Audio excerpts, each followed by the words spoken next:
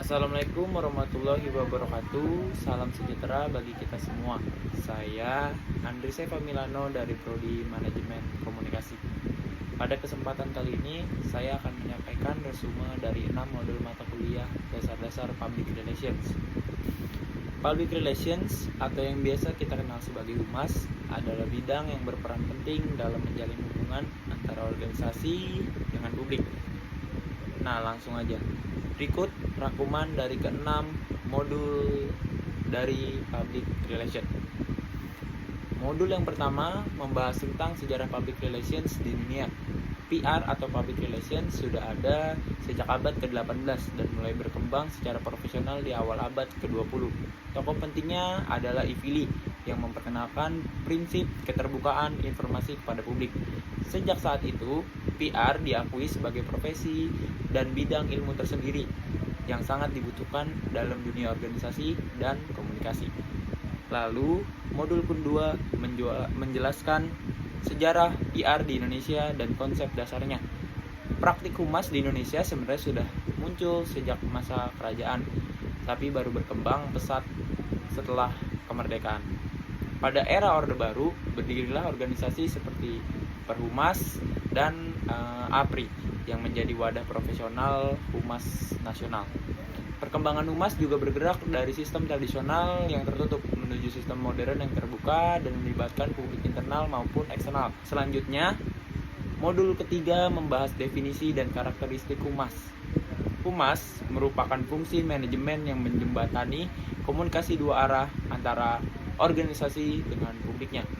Tujuannya adalah menciptakan pengertian, kepercayaan, kerjasama, dan timbal balik.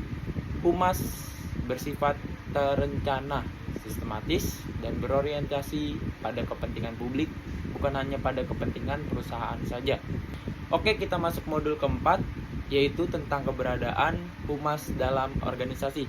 Tujuan utama humas adalah membangun saling pengertian, saling percaya, dan kerjasama yang baik antara lembaga dan masyarakat.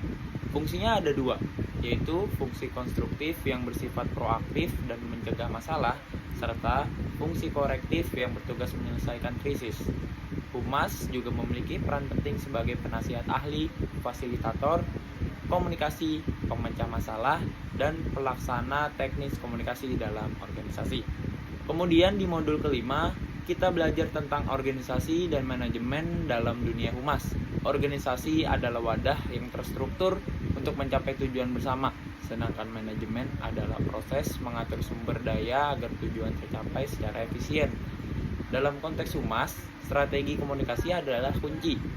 Ada beberapa pendekatan penting seperti persuasif, edukatif, tanggung jawab sosial, kerjasama, koordinatif, integratif, yang semuanya bertujuan membangun citra positif dan hubungan harmonis dengan publik.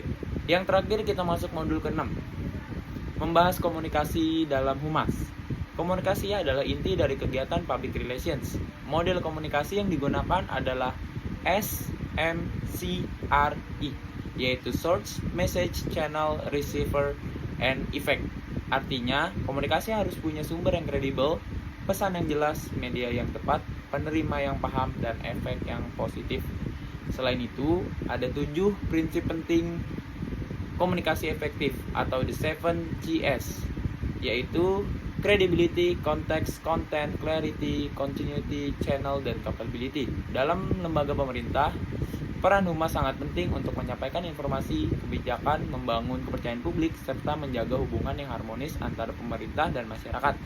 Sebagai kesimpulan, ke-6 modul ini menjelaskan bahwa public relations bukan sekedar menyampaikan informasi, tapi juga membangun citra, kepercayaan, dan hubungan yang saling menguntungkan antara organisasi dengan publiknya.